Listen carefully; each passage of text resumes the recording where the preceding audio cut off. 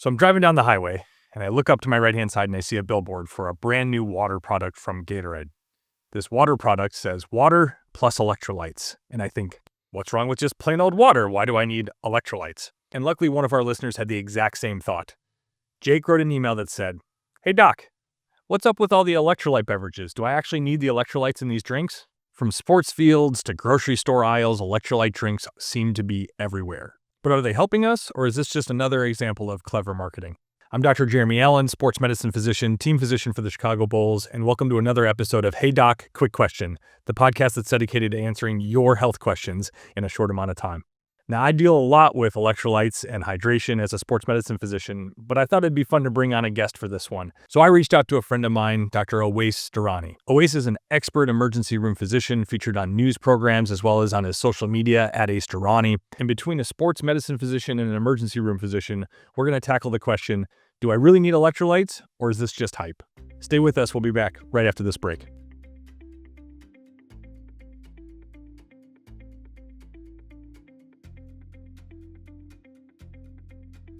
So when talking about electrolytes, I think the first place to start is, what are we even talking about?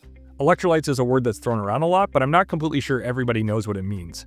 So I asked Dr. Durrani, what really are electrolytes and how do they benefit us? Yeah, so I think if you think back to like high school, you might remember various, elements on the periodic table, and they may have charges, like positive charges or negative charges and whatnot. And I saw this demo, this was a while back, and it kind of allowed me to really grasp what it was. There was like a battery on one side, there was a light bulb on the other side, and there was water that was distilled. And so that basically means no electrolytes, right? And so they put these wires from both sources into the water, and the light bulb was not glowing. Then they mixed some electrolytes, so sodium, chloride, a few other electrolytes like a little powder, and mixed this a little water, and the light bulb started glowing. And so electrolytes are, all of these various items: sodium, chloride, calcium, phosphate, all these things that we learned about on the periodic table, essentially, that have charges, and they allow electricity to flow. And there's a lot of electricity in our body and our cardiac system, how our nerves conduct information and whatnot. And so that's the role of electrolytes essentially within our body. They're necessary for life, and then they're necessary for us to be, having this conversation. When those go out of balance, obviously, then that's when you get some issues. So this may surprise you, but our body is actually one big electrical current. And the power source, our brain and our spinal cord, send out signals down our nerves like electrical conduit to the rest of our body to function.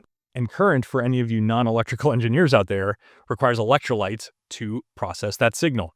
So yeah, we need electrolytes to survive. But do I need to supplement them in my drink? And so here's the good news. Most of us already have enough electrolytes and don't need to supplement ever.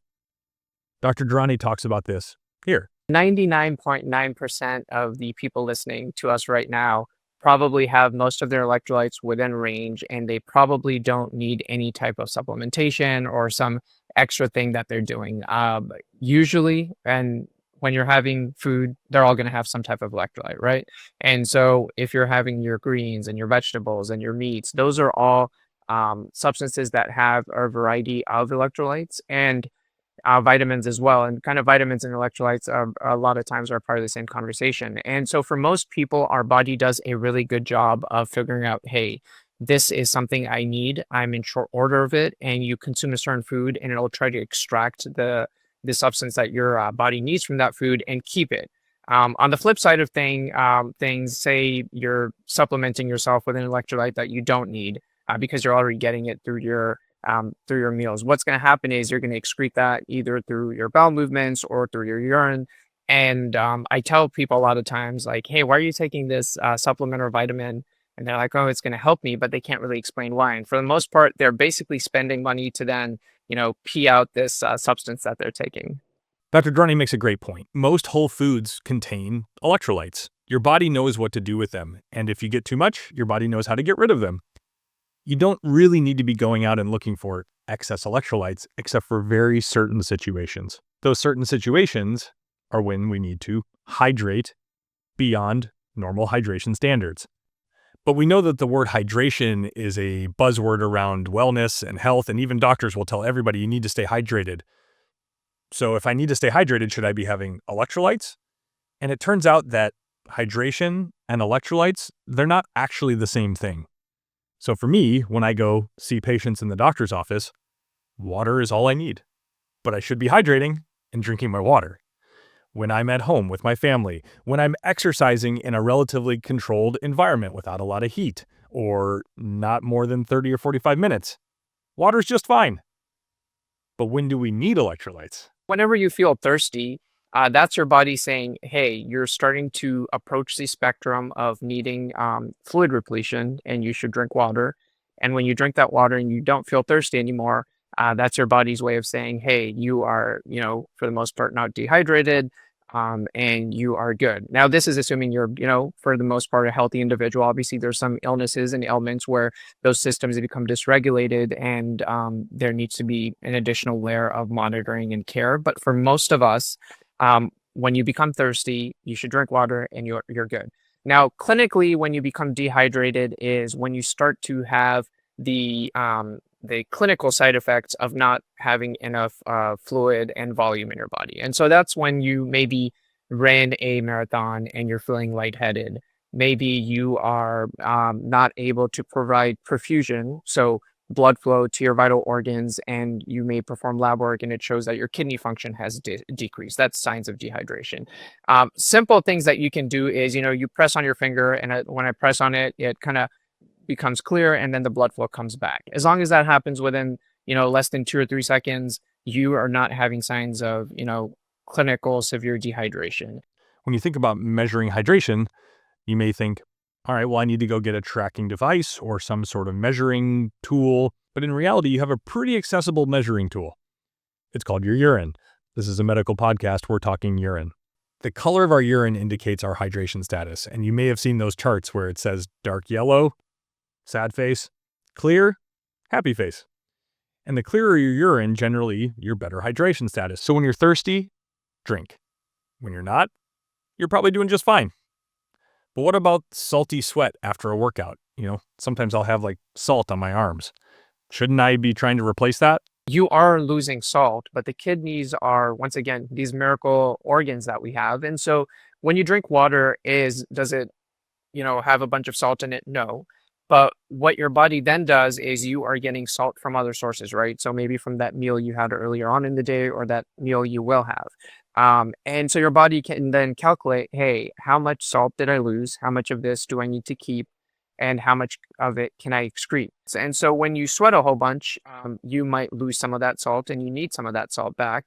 But that doesn't mean you need to, drink salt or get a one-to-one repletion of salt. Basically means your bodies and your kidneys in particular are going to make sure that happens, but you still need that medium for which that salt exists in. And so that's why you drink water, to provide that medium so that the body can then put salt into it or take salt out of it.